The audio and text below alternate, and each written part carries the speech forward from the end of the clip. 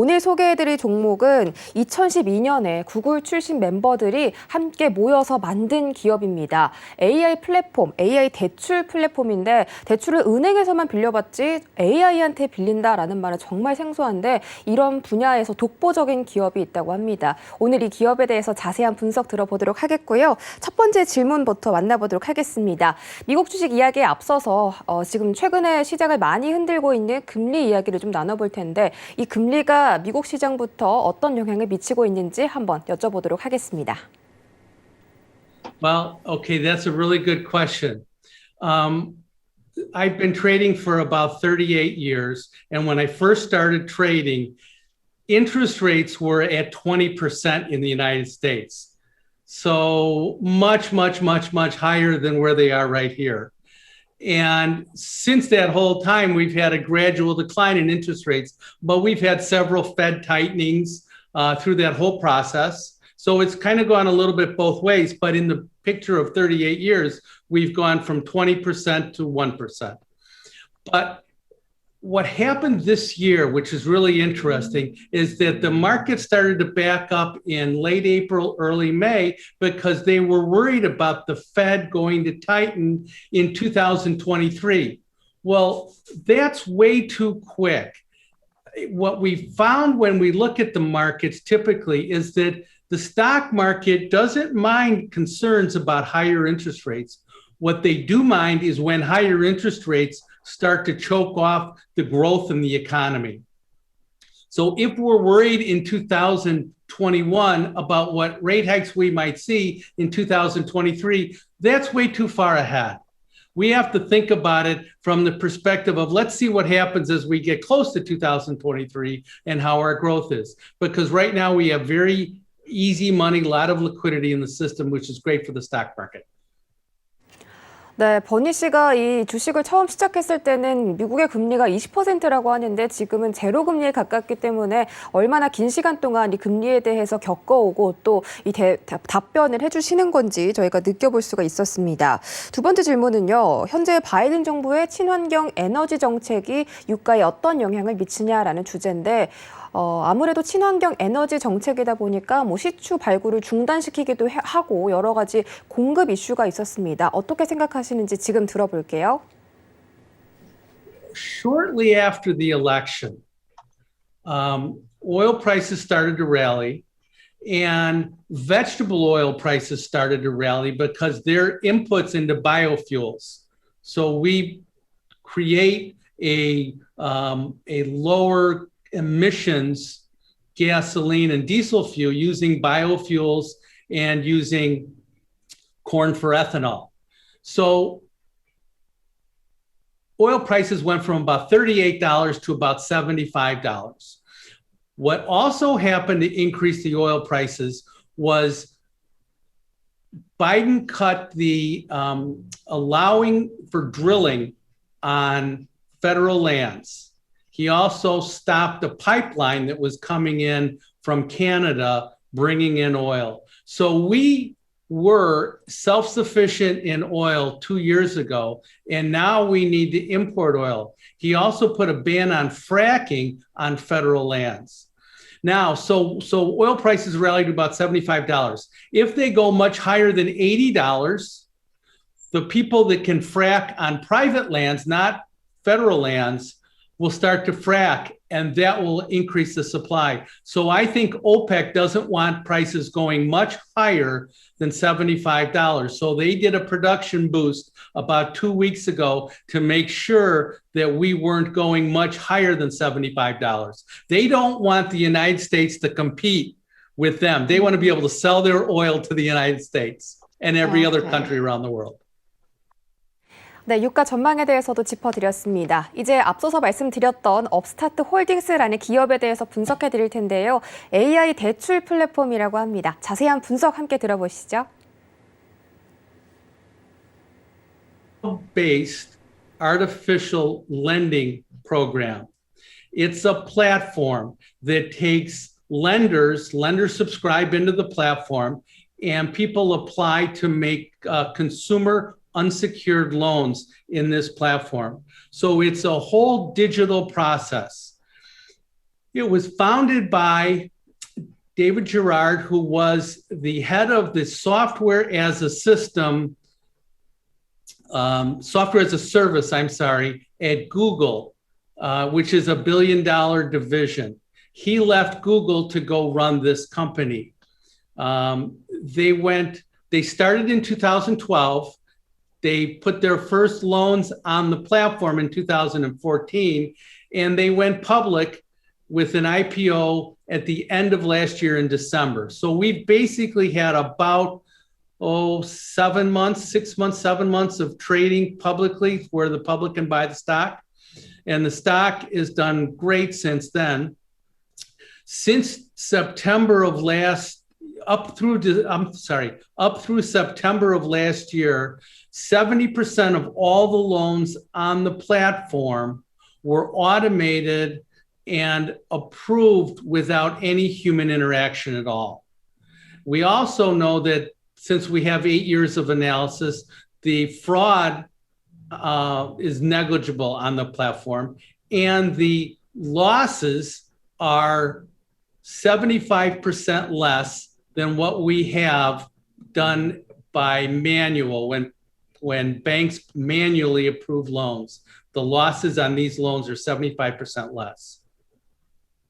네, 앞으로가 더 기대되는 기업인 것 같은데 그렇다면 이 기업의 핵심적인 사업 포인트가 무엇인지까지 여쭤봤습니다. So if you think about it, they've got two types of people. There are applicants that come on to the platform, and there are people like Credit Karma is an internet service where you can apply for loans, apply for credit cards, that sort of thing. And then you've got lenders, small to medium-sized banks can say, I would like to make some loans, but I don't have the wherewithal to make sure I do all the creditworthiness. So what this does is this provides creditworthiness to these loans. The average consumer is about 28 years old. And the way the model is that the model is constantly taking feedback and updating the model through artificial intelligence. So it's made, I would say, there's 1,000 variables in the model, and it has had over 10 million separate repayment events. So if you make a monthly payment, that's a repayment event. And what that does is it constantly adds new information to the model and retrains the model to improve itself. So that's what its core business is. 네, core business, 그러니까 이 기업의 핵심 사업에 대해서 짚어드렸고요. 버니가 어떤 점을 이 기업에 대해서 긍정적으로 생각하는지도 여쭤봤습니다. So they're the first person in this space. They're way ahead of everybody else. They've been doing it for 8 years, okay? They've been modeling for 8 years. And they only have 4% of the unsecured consumer loan market. There's just a few analysts following the stock. And Goldman Sachs, in fact, just started following the stock July 12th. So that's less than a month ago. So there's tremendous opportunity, I think, in this space for growth. 네, 이 기업에 대해서 골드만삭스까지 매수 의견을 제시했다고 하니까 여러분들도 눈여겨서 보시면 좋겠고요. 또 업스타트 홀딩스에 대해서 어떤 성장성이 더 풍부한지, 얼마나 성장성을 가지고 있는지도 여쭤봤습니다. So think about this. Small company, only been around for 8 years, but on that platform, in the first quarter of this year, they originated $1.7 billion worth of loans. And these are only unsecured consumer loans. Their revenue since 2017 is up 10 times. So now what they also want to do is get exposure into the automobile loan market. And that's going to be a new venture for them. 네, 자동차 수요가 많은 미국에서 또 자동차 시장 진출까지 앞두고 있다고 하니까 정말 큰 성장성 가지고 있는 것 같고요. 이 업스타트 홀딩스가 2분기에 호실적을 발표했습니다. 과연 어느 시점에서 투자하면 좋을지도 여쭤봤습니다. Upstart did was they acquired a software company called Prodigy. And Prodigy in the first quarter of this year, it's a software system that car dealers use to be able to make car loans. And they had $800 million worth of car sales through this software, Prodigy software. Upstart bought the company, and what they want to do is take all those auto sales and try and make consumer loans through them. That whole market is so much bigger than the unsecured consumer loan market. So that's a whole nother venue for Upstart to be able to grow their business. Right now, at the beginning of 2021, they were available to do business in one state. As of the end of the second quarter, June 30th, they're available to do business now in 33 of our 50 states. 네, 절반 이상의 스테이트에서 이 사업을 할 수 있다고 하는데 앞으로는 조금 더 이 시장에서 좀 독점적인 지위를 가져갈 것 같습니다.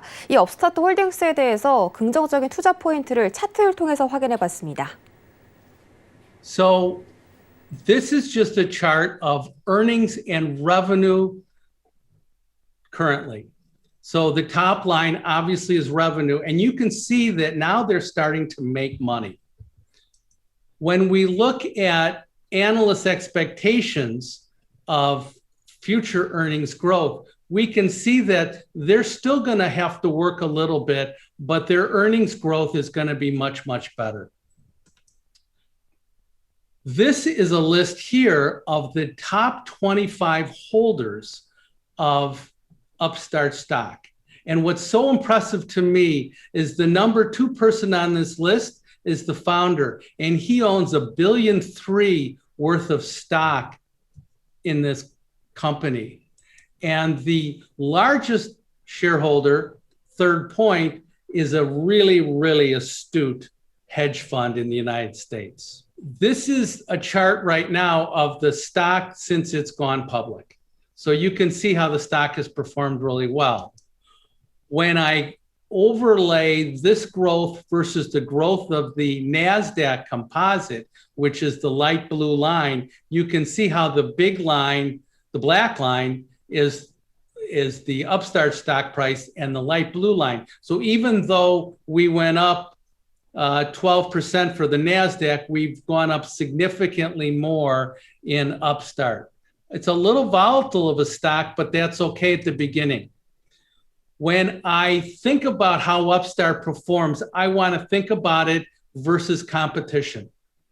So if I look at competition, I see Upstart, and I want to compare that to a portfolio of stocks in an exchange-traded fund that make loans. So I compared to the exchange-traded fund called Lend, and I took the Upstart stock price and I divided it by Lend, and we can see how Upstart has done great. The red line that I have right here shows the uptrend still that's gone on in and above the earlier rally that we had.